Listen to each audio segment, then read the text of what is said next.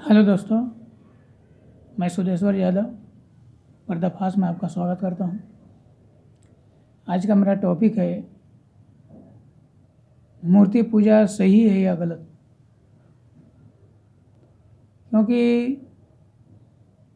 इसका व्याख्या मैं दो तरह से करूंगा, नेगेटिव और पॉजिटिव।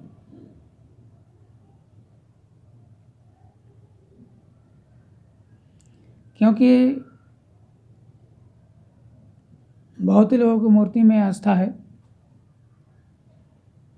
और सुनना पसंद नहीं करते हैं, इसलिए मैं लास्ट में इसका पॉजिटिव ही चर्चा करूंगा ताकि आपका मूड सही हो। क्योंकि एक बार मैं जब गुरुकुल हावड़ा कलकत्ता में पढ़ रहा था, तो गुरुकुलों में सिस्टम होता है डेली यज्ञ करना का, यज्ञ हवन होता है। और ये यज्ञ पूरा होने के बाद कोई अपना थोड़ा वक्तव्य देता है प्रवचन तौर पर। तो उस समय मैं नया नया था और एक दिन मेरे को इन लोगों को बोल दिया कि आप कुछ बोले इस पर।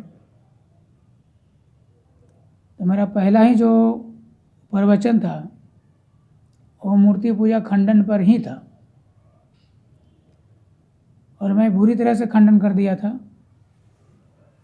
बाद में 2 दिन के बाद पता चला कि एक जो डेली प्रवचन में एक बुजुर्ग आदमी आते थे, वो आना बंद कर दिया। क्योंकि 2 तरह का आदमी था, वो वैदिक धर्म को मानने वाला भी था और मूर्ति पूजा करने वाला भी था। तो उसको दिल के बहुत ठेस पहुंचा, इसलिए वो मंदिर में आना ही बंद कर दिया। तो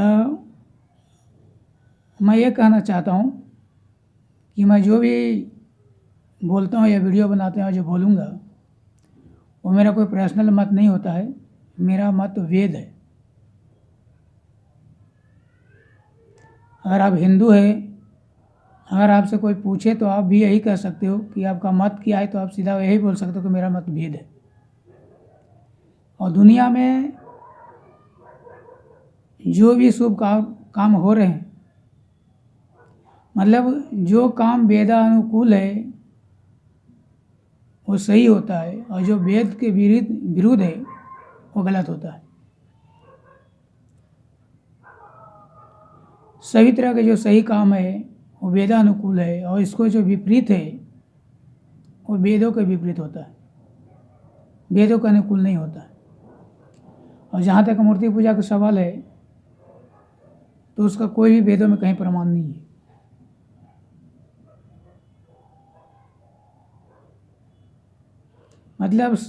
जितने तरह के शुभ कार्य है इस संसार में वेदों के अनुसार होता है, वेदों के अनुकूल होता है। और जो भी अशुभ काम है, जो गलत काम है, वो वेदों के विपरीत है। तो मंदिर और मस्जिद का जो पूजा है ये एक अंध परंपरा है। मैं आपको परिचय देता हूँ कि मैं वैदिक ग्रंथों का अध्ययन गुरुकुल में किया हूँ, हावड़ा में, कलकत्ता में, आंध्र प्रदेश में, हरियाणा में। मैं वेदों का अधिकतर मैं स्टडी किया हूँ, इसलिए मेरा जो वीडियो है अधिकतर वेदों के आधार पर ही होता है। और हिंदुओं का जो परम पवित्र ग्रंथ जो है और सबसे जो प्रमाणिक ग्रंथ और सबसे पुराना ग्रंथ जो है वो वेद ही है। और जो आर्य जो अपने आज के आर्य समाजी कहलाते हैं, जिसका स्थापना स्वामी दयानंद सरस्वती ने किया था, वो वेद को ही लेकर किया था कि हिंदुओं का परम ग्रंथ है और सबसे आदि ग्रंथ है। आज इसको लोग एक तरह से भूल सा गए। जिस तरह से सभी भाषाओं के जननी संस्कृत है, उसी जितने भी संसार में ग्रंथ है धार्मिक, उस सभी ग्रंथों का जो जननी वेद है, सभी का उद्भव वेद से ही हुआ है। तो मैं एक छोटा सा आपका कहानी बताता हूँ कि कोई परंपरा कैसे अंध परंपरा बन जाता है। कि किसी घर में एक पति पत्नी रहते थे और दोनों अंधे थे। तो जब पत्नी रोटी या खाना बनाती थी या खाना जब खाती थी तो उस घर में एक बिल्ली रहती थी और बिल्ली रोटी लेके भाग जाती थी। क्योंकि दोनों पति पत्नी अंधे थे, देख नहीं पाते थे, तो उन लोग परेशान था। तो एक उपाय निकाला कि खाना बनाते समय या खाते समय एक डंडा लेके बैठते थे और बीच बीच में डंडा पटकते रहते थे ताकि बिल्ली डर से नहीं आती थी। ऐसा बहुत दिन तक चला। बाद में दोनों से एक पुत्र पैदा हुआ और पुत्र अंधा नहीं तो आँख वाला था। तो पुत्र धीरे धीरे बड़ा हो रहा था और वो भी देख रहा था कि जिन लोग खाना बनाते समय खाते समय डंडा पटकते हैं, तो देखा देखी वो पुत्र भी डंडा पटकने लगा। लेकिन उन्होंने पूछा नहीं कि इसका रीज़न क्या है। वो भी डंडा पटकते चला गया, जवान हुआ, उसका शादी कर दिया गया। घर में बहू आई, बहू थोड़ा चालाक थी। एक दो दिन 4 दिन देखा कि ये क्या नौटंकी है, ये सब हमेशा डंडा पटकते क्या, इसका कारण क्या है कि खाना बनाते समय खाते समय डंडा पटकते हैं। तो अपना पति से पूछा कि ये कारण क्या है, आप लोग खाते समय डंडा पटकते रहते हैं। उसका पति ने कहा कि ये मेरे को मालूम नहीं है, मैं तो देखा मेरा माँ बाप डंडा पटकते हैं तो हम भी पटक रहे हैं। तो लेडी ने अपना सासू से पूछा कि इसका कारण क्या है, आप खाना बनाती है या खाती है उसमें डंडा पटकती है। तो उसका पूरा कहानी सुनाया उसके सासू ने कि हम लोग रोटी लेके भाग जाते थे बिल्ली, इसलिए डंडा पटकते थे कि बिल्ली डर से आती नहीं थी। फिर उसको बहू बोली कि आप दोनों अंधे थे, बात सही था, पर आपको पुत्र आँख वाला है, हम आँख वाला है, हम बिल्लियों को देख सकते हैं, भगा सकते हैं। ये डंडा पटकने का मतलब क्या है? अब तो बिल्ली आएगी ही नहीं, हम उसको देख सकते हैं, भगा सकते हैं, मार सकते हैं। तो उसका जो अंध परंपरा है वो खत्म हुआ। तो आज गांव देहात में सभी जगह इससे बहुत अंध परंपरा है। हाँ, गांव में देहात में देखोगे कि आप लोग पेड़ पौधों की पूजा करते हैं, बहुत पहाड़ों में पत्थरों की पूजा करते हैं, घरों में पूजा करते हैं, लेकिन उसका जीवन परिचय किसी को मालूम नहीं है। वो कौन है, क्यों पूजा कर रहे हैं, कारण क्या है। अब उसको पूछो तो वो सीधे बताएंगे कि मेरा बाप दादा पूजा कर रहे हैं, हम पूजा करते आ रहे हैं। ऐसे ऐसी बहुत अंध परंपरा है जो लोगों को मालूम नहीं है और पूछते हैं।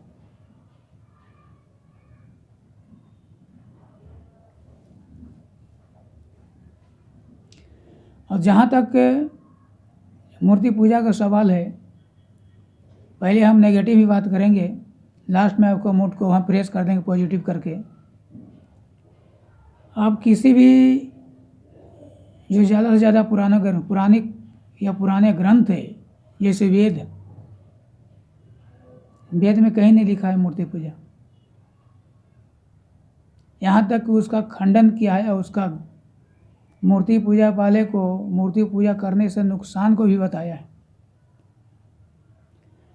वेद में नहीं है।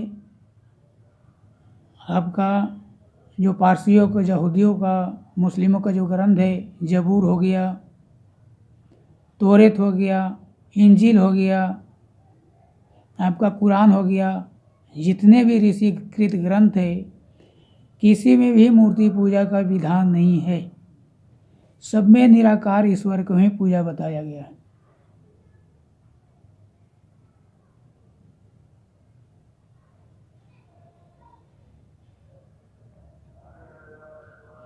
मूर्ति पूजा का विधान आपको 18 पुराणों में मिलेगा, क्योंकि वो पुराणों को उन्होंने लिखा है जो मंदिर और मस्जिद को चालू किया। मंदिर तो पहले था ही नहीं। मंदिर तो ये बौद्धों के बाद, मतलब आज से 2500-2000 2000 के बरस के आसपास चालू हुआ है, 2000 पहले। राम के ज़माने में, कृष्ण के ज़माने में मंदिर का कोई नामो निशान नहीं था। न राम ने कभी किसी को बोला कि मूर्ति पूजा करो, न कृष्ण ने बोला, न शंकर बोला। किसने ने कहा कि तुम मूर्ति पूजा करो?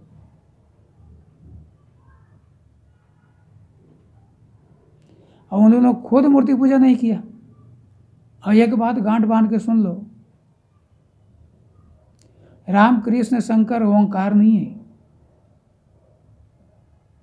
ये परम ब्रह्म नहीं है, ये सच्चिदानंद नहीं है।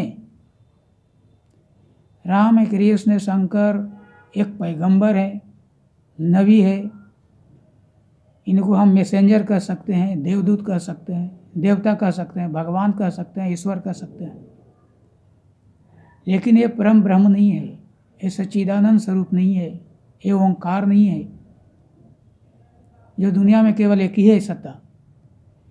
क्योंकि रामकृष्ण शंकर खुद ओंकार का जाप कर रहे हैं, खुद सच्चिदानंद को ध्यान करते थे।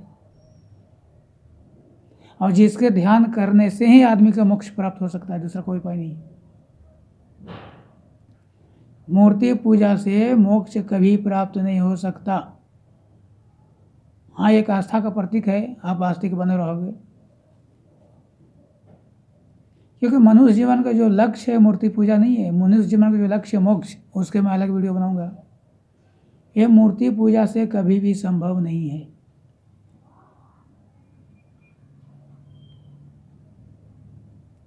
मोक्ष के लिए आपको वेद पास जाना ही पड़ेगा, दूसरा कोई उपाय नहीं।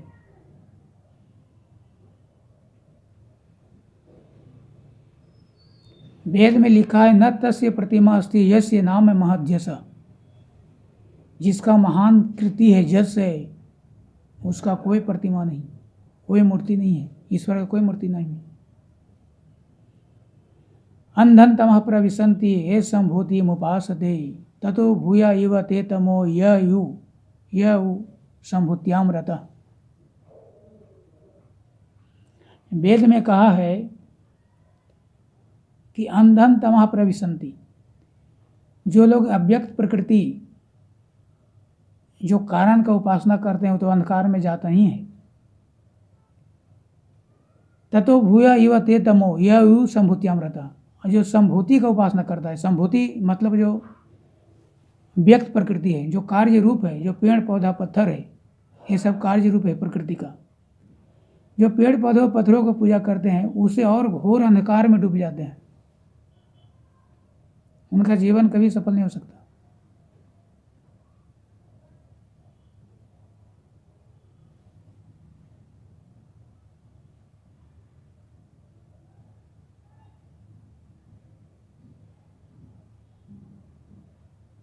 मूर्ति पूजा तो एक इत्तेफाक से ऐसा चालू किया गया, इसको मैं अलग वीडियो बना चुका, आप देख लेना। ये कोई वैदिक रीत नहीं है, ये कोई सिस्टम नहीं है।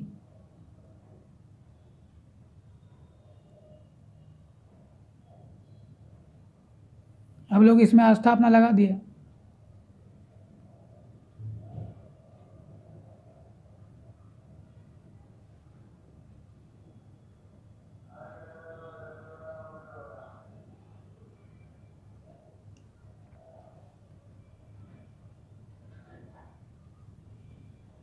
अब अग्नि पुराण पढ़ लो। अग्नि पुराण में पूरा का पूरा पूजा पत्ती दिया हुआ है, कौन मन मूर्ति का कैसे स्थापना करना है, कैसे पूजा करना है, ये सब विधि भरा पड़ा है। और कहते हैं कि पुराण व्यास जी ने लिखा है। अरे व्यास जी के ज़माने में, कृष्ण के ज़माने में मंदिर का नामो निशान नहीं था, तो व्यास जी कैसे कहें कि ऐसे पूजा करो, तो ऐसे स्थापना करो? ये पुराणों को ये मंदिर बनाने वाला ही ने लिखा है। जब मंदिर का निर्माण हो गया, पूजा पत्ती चालू हो गया, तो सारा व्याख्या पुराणों में भर दिया, लिख लिख के 18 पुराणों में, कैसे पूजा करना है, कैसे स्थापना करना है।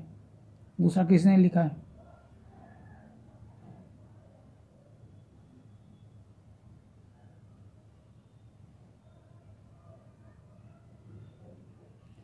कबीर जी ने कहा, इसलिए कबीर जी ने कहा है, पाहन पूजे हरि मिले तो मैं पूजू पहाड़, या तो चाकी भली जो पीस खाए संसार। अगर पत्थर को पूजने से ईश्वर मिलने लगे तो मैं पूरा पहाड़ कहीं पूज के रख दूंगा, ऐसा कबीर साहब कह रहे हैं। कह रहे उसे तो अच्छा है चक्की है घर के जिसमें लोग गेहूं पीस के खाते हैं।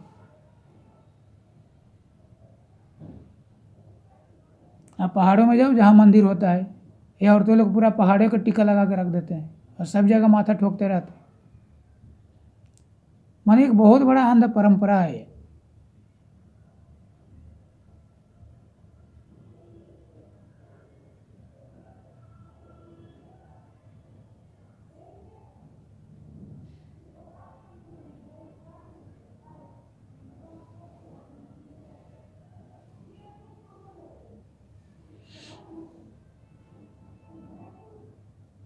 और मंदिरों से इनकम देख लो, अरबों के खरबों की संपत्ति। ये द्वारका मंदिर में देख लो, वहाँ ब्राह्मणों के लगभग 2 वंशज है। 80% उसका पैसा ब्राह्मणों को जाता है, 20% सरकार के पास जाता है। और ब्राह्मणों के पास इतना संपत्ति है कि उन लोग सोने और थाली के, चांदी के और सोने के थाली में खाना खाते हैं। मैं पूरा उसका मैगजीन पढ़ा। कौन मूर्ति पूजा करना छोड़ देगा?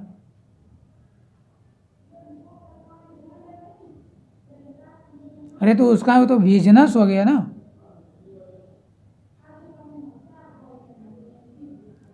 न पूजा करने वाले छोड़ने को तैयार है, न पूजा कराने वाले छोड़ने को तैयार है।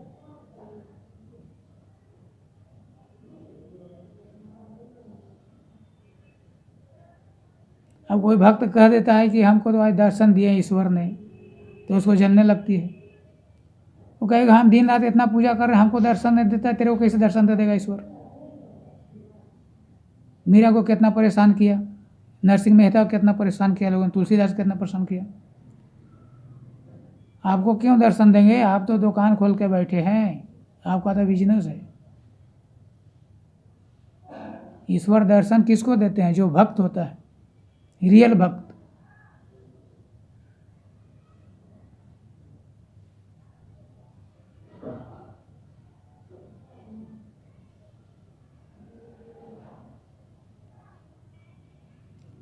घर में बूढ़े माँ बाप बैठे हैं, एक गिलास पानी देने को कोई तैयार नहीं है, लेकिन माथा रगड़ने के लिए काशी, वृंदावन, मथुरा, सोमनाथ, कहाँ कहाँ द्वारका लोग दौड़ते हैं। यीशु के वेद खंडन करता है।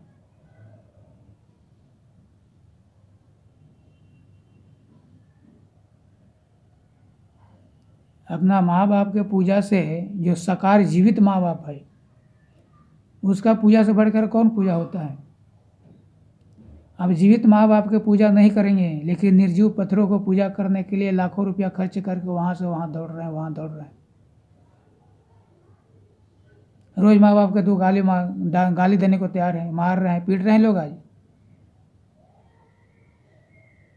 जिसको उसने पैदा किया, पर उसको सही से खाना नहीं देगा, सही से पानी नहीं देगा। जो कोई एक सजीव, वो ईश्वर है घर का। लेकिन जो निर्जीव पत्थर है, जिसमें ईश्वर है ही नहीं, एक पाखंड है, उसको पूजा करने को तैयार है।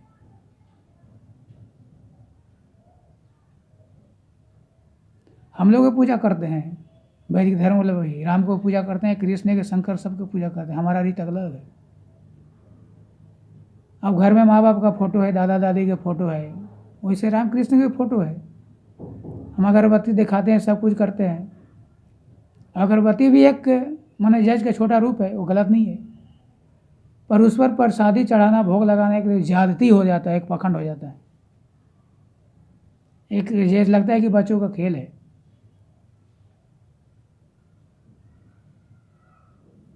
भगवान खाते हैं प्रसादी को।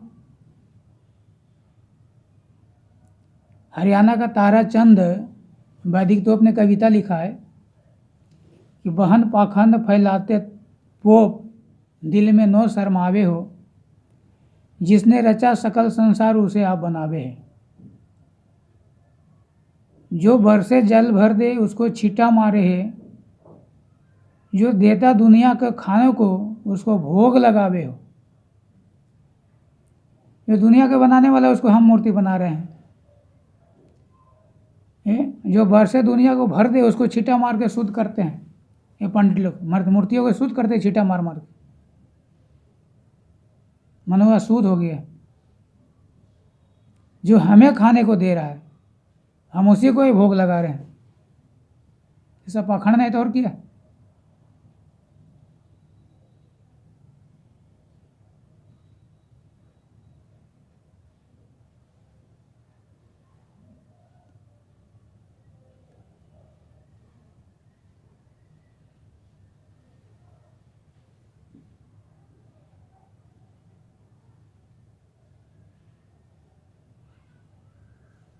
कहने का मतलब कि मूर्ति पूजा से इस मनुष्य जीवन का कल्याण संभव नहीं है।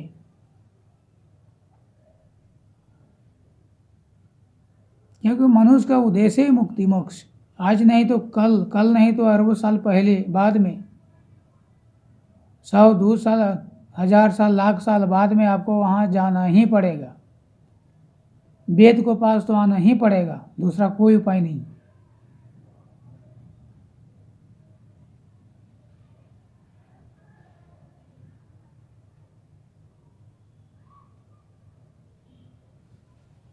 आज लोग देखो मंदिरों में तो एक ऐसा ऐसा पाखंड चलता है कि सेठ लोगों के पास, पैसे वाले को लोग के पास 10 मिनट टाइम नहीं, 15 मिनट ईश्वर के ध्यान करने का। मंदिरों में बाबाओं का पैसा दे देते हैं कि लो मेरा नाम का जाप करो, और ऐसा मैं अपने आंखों से देखा हूँ। कलकत्ता हावड़ा में मेरा मंदिर में 8-10 ब्राह्मण थे मेरा दोस्त, और दूसरे सेठिया के नाम का माला जाप करते थे बैठा बैठा। अब सोच लो, ये भक्ति अपना अंधकरण की मामला है। अगर हम ओम जाप करते हैं तो मेरा अंधकरण शुद्ध होगा, मेरा कनेक्शन ईश्वर से जुड़ेगा। ये कनेक्शन दूसरा कैसे जोड़ सकता है। अगर कोई कहे कि चलो आपको जगह मैं रोटी खाता हूँ आपको पेट भर जाएगा, ऐसा संभव है? आप खाना खाओ मेरा पेट भर सकता है? ऐसे ऐसे पाखंड है। पैसे वाले के पास टाइम नहीं है 10 मिनट, 24 घंटा में 10 मिनट 15 मिनट टाइम नहीं है ईश्वर नाम लेने के लिए। ऐसा ऐसा पाखंड चल रहा है मंदिरों में। पूजा भी कर रहे हैं उसमें भी उनको टाइम नहीं है। 2 मिनट जाके मंदिर के पास भी नहीं खड़ा हो सकते। आप मंदिर पूजा ही पाठ, मूर्ति पूजा ही कर रहे हो तो 10 मिनट आपको टाइम नहीं है कि मूर्ति की पूजा पास जाके हम ईश्वर को कम से कम दर्शन दे, दर्शन कर ले, उसको आराधना कर ले। इतना भी टाइम नहीं है उसका। उन लोगों का नाम के जाप ब्राह्मण जापते हैं बैठ के, और मंदिरों में सिस्टम बनाया हुआ है, सब जगह अभी भी है। महीने के साल के 1 लाख रुपये डाल देते हैं, उसको नाम से पूजा हो रहा है। मैंने ईश्वर को कहा था कि मेरे पास टाइम नहीं है अब पूजा करने के लिए। कहने का मतलब ये हुआ। ढाई लोग कह रहे हैं पुजारियों को कि आप ईश्वर को बोल दो कि मेरे पास टाइम नहीं है पूजा करने के लिए, इसलिए मैं आपको बोल रहा हूँ पूजा कर दो मेरे बदले में। कोई ये नहीं कहता कि आप मेरे बदले में खाना खा लो, मेरे पास टाइम नहीं है, ऐसा कोई नहीं कहता।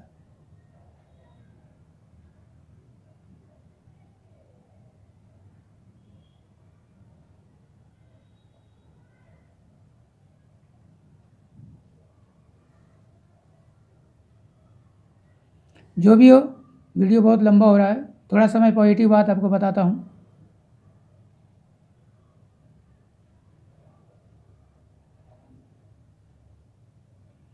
आज के ज़माने में यह कहो तो मैं उस ब्राह्मणों लोग, प्राचीन ब्राह्मणों की एक तरह से मैं नमस्कार करता हूँ कि जिसकी वजह से हमारा जो आर्य संस्कृति है, वैदिक संस्कृति है, हिंदू संस्कृति बचा हुआ है, वो कट्टर ब्राह्मणों के कारण ही हमारा जो सभ्यता है बची है। और हकीकत में कहो तो राम, कृष्ण और शंकर की पहचान एक मूर्ति पूजा से ही है। और मूर्ति पूजा से एक पहचान हिंदुओं को, भारतीयों का भी है। और शायद ये ख़त्म होने वाला भी नहीं है जब तक कलयुग है। क्योंकि पूजा करने वाले, करवाने वाला भी तैयार नहीं छोड़ने के लिए, क्योंकि उसको तो बिजनेस है, और करने वाले तो अंध हैं। इनका भी आस्था बना हुआ है राम के प्रति, शंकर के प्रति, कृष्ण के प्रति, देवियों के प्रति। तो किसी को आई रोका नहीं जा सकता। जैसे भी हो, अपने आप को एक आस्तिकता बनाए हुए हैं। मूर्ति पूजा के कारण ही राम, कृष्ण, शंकर और देवियों का एक पहचान बना हुआ है, एक भारतीयों का पहचान बना हुआ है, हिंदियों का पहचान बना हुआ है।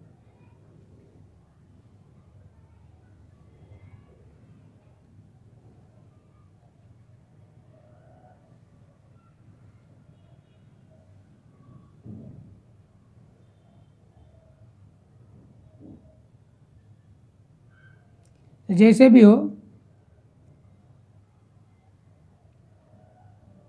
हम ये नहीं कहते हैं कि राम को भूल जाओ, कृष्ण को भूल जाओ या शंकर को भूल जाओ।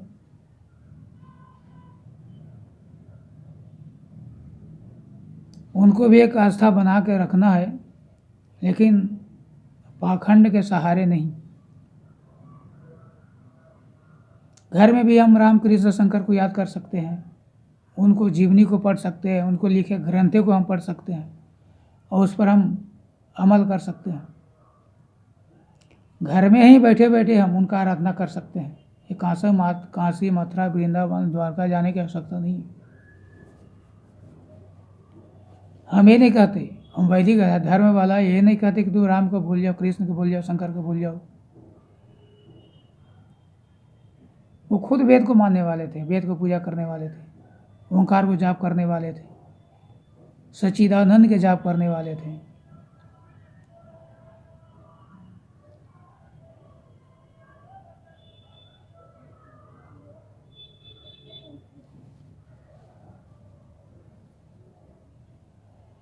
तो हमारा आज का जो एक तरह से पहचान बन गया है हिंदुओं का, मूर्ति पूजा, पर रियल में एक अंध परंपरा है। रियल सिस्टम नहीं है, वैदिक सिस्टम नहीं है। ये चालू करने का कुछ अलग मकसद था, लेकिन इसको हाथ में अलग ही हाथ में आ गया इन लोगों को, एक बिजनेस का रूप ले लिया है आज के ज़माने में। अब मंदिरों में देखो तो इसको दुनिया भर को रेट लिखा हुआ है अलग अलग पूजा करने के लिए।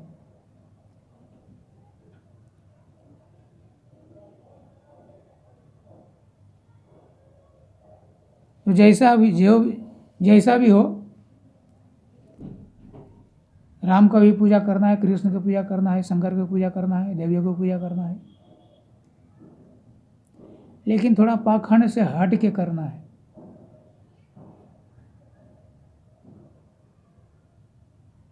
रियल पूजा वैदिक धर्म ही है, जिसमें आप ओम का जाप कर सकते हो, गायत्री मंत्र का जाप कर सकते हो, मृत्युंजय मंत्र का जाप कर सकते हो, और उस जाप के द्वारा आप कृष्ण की भी पूजा कर सकते हो, शंकर की पूजा कर सकते हो, देवियों की भी पूजा कर सकते हो।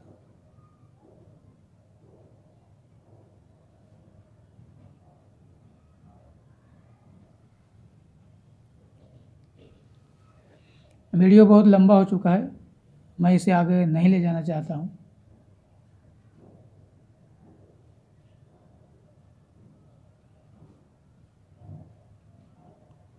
कहने का मतलब यही था कि मूर्ति पूजा एक अंध परंपरा है।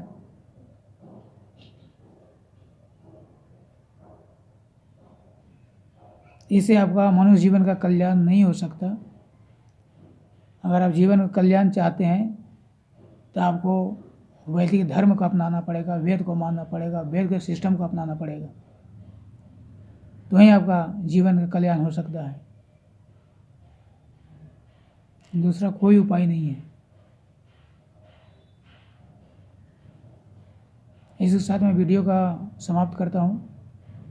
आप वीडियो को देखें, लाइक करें, सब्सक्राइब करें, बेल आइकन को दबाएं कि आने वाला सारे वीडियो आपको मिलता रहे।